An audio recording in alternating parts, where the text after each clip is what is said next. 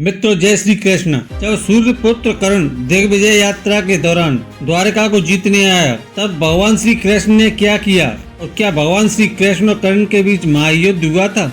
आप देख रहे हैं भक्ति कहानियां एक। तो चलिए अब करते हैं ज्ञान की बात। वीडियो में आगे बढ़ने से पहले हमारे चैनल को सब्सक्राइब जरूर करें। भगवान श्री कृष्ण जैसा और साहस से भरा योद्धा द्वापर युग में कोई भी नहीं था, क्योंकि श्री कृष्ण स्वयं भगवान विष्णु के अवतार थे। अपनी असीम शक्ति से वो किसी को भी पल भर में मार सकते थे। लेकिन क्या आप जानते हैं, एक बार कर्ण ने भगवान श्री कृष्ण की नगरी द्वारका पर आक्रमण किया था। आखिर क्यों कर्ण ने द्वारका पर आक्रमण किया था? जब कर्ण ने द्वारका पर आक्रमण किया, तब भगवान श्री कृष्ण ने क्या किया? एक बार जब कौरव वन में विहार करने गए थे, तो गंधर्वों ने उन पर आक्रमण किया था और इस युद्ध में गंधर्वों ने कौरवों को परास्त करके दुर्योधन को बंदी बना लिया था। गंधर्वों और उनके राजा चित्रसेन ने युद्ध में कई सारी मायाओं का प्रयोग किया था, जिसके कारण कौरव उनके सामने टिक नहीं पाए और इस युद्ध में लाखों गंधर्वों ने एक साथ कर्ण पर आक्रमण किया और कर्ण के धनुष को तोड़ डाला, जिस वजह से कर्ण को युद्ध से पीछे हटना पड़ा।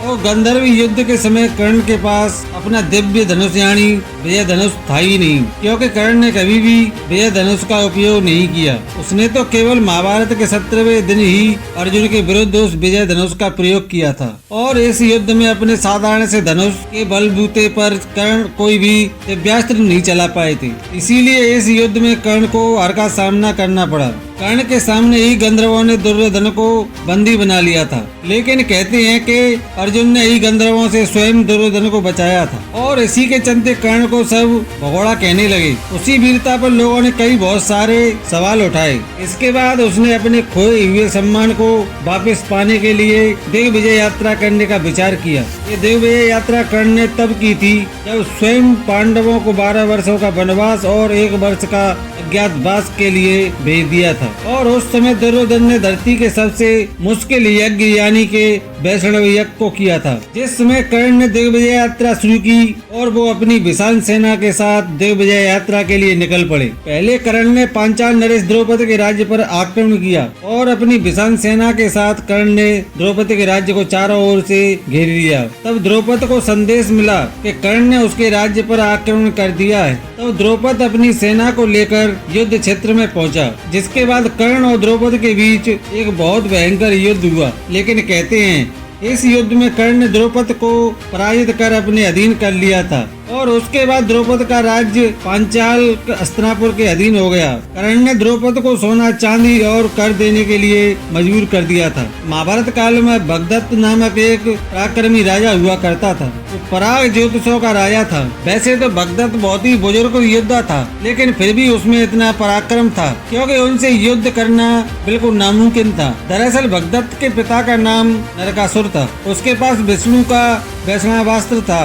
उसने अपने पुत्र भगदत्त को ये अस्त्र दे दिया था। वैष्णवास्त्र को किसी भी अस्त्र से नहीं रोका जा सकता था, लेकिन कर्ण ने अपनी दिग्विजय यात्रा के दौरान महापराक्रमी भगदत्त को भी परास्त कर दिया था। दिग्विजय यात्रा के समय कर्ण ने भगदत्त के राज्य पर बड़े ही कुशलता के साथ आक्रमण किया और इसके बाद भगदत्त के साथ जब कर्ण का महायुद्ध हुआ तो कर्ण उसमें भगदत्त को परास्त कर एक वीर योद्धा कहलाया। इसके बाद कर्ण ने मगध और त्रेदी को भी जीत लिया। इसी तरह कर्ण ने सारी दिशाओं में दिग्विजय यात्रा कर सारे राज्यों को अपने अधीन कर लिया, यानी कि हस्तिनापुर के अधीन कर लिया था। और अंत में कर्ण अपनी सेना को लेकर श्री कृष्ण की नगरी द्वारका पहुंचते हैं। देवराज इंद्र के पुत्र अर्जुन के साथ कर्ण की दुश्मनी थी, इसीलिए इंद्र ने जल्द ही कर्ण की दिग्विजय यात्रा का संदेश बलराम जी के पास पहुंचा दिया। इंद्र बलराम जी से कहते हैं, हे बलराम, कर्ण दिग्विजय यात्रा पर निकला है।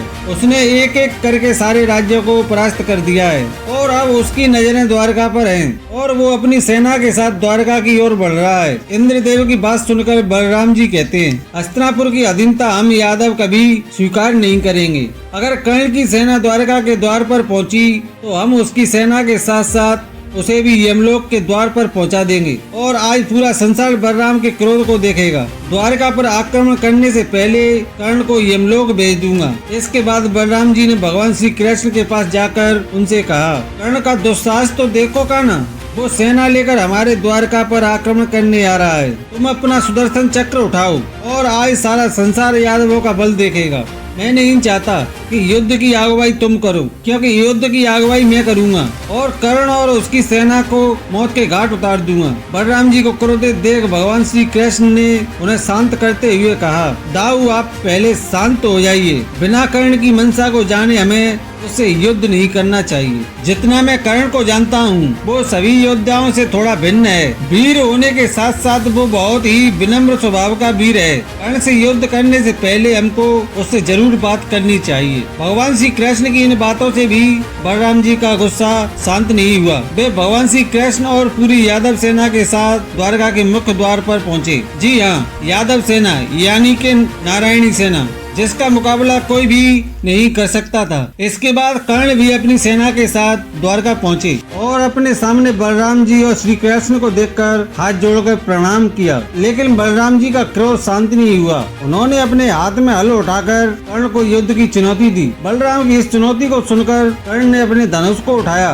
और 2 बाणों का संधान किया। कर्ण के सामने बलराम जी और भगवान श्री कृष्ण जैसे महापराक्रमी योद्धाओं को देखकर कर्ण की सेना और नारायणी सेना बेहद अचंभे में थी। युद्ध क्षेत्र पर मौजूद हर एक योद्धा चिंता में था। इसके बाद कर्ण ने धनुष की प्रतिरंचा को खींचकर भगवान श्री कृष्ण और बलराम जी पर एक बाण चलाया, जो देखते ही देखते 2 भिन्न भिन्न बड़ी बड़ी मालाओं में बदल गया और देखते ही देखते भगवान श्री कृष्ण और बलराम जी के गले में ये माला जाकर गिरी। कर्ण की इस ब्रह्मता को देखकर बलराम जी का क्रोध शांत हो गया। वो आश्चर्यचकित हो गए और इसके बाद कर्ण ने बलराम जी से कहा, हे बलदाऊ, हस्तिनापुर की तरफ से मैं दिग्विजय यात्रा पर निकला। मैंने चारों दिशाओं के सारे राज्यों को जीता, लेकिन श्री कृष्ण और आपसे युद्ध करके भला मैं कैसे जीत सकता हूँ? और आखिर कौन जीता है आज तक जो मैं जीतना चाहूँगा? इसीलिए मैं द्वारका को जीतने नहीं आया, बल्कि द्वारका के साथ संधि करने आया हूँ। इसीलिए हे बलदाऊ, कृपया आप हस्तिनापुर की मित्रता को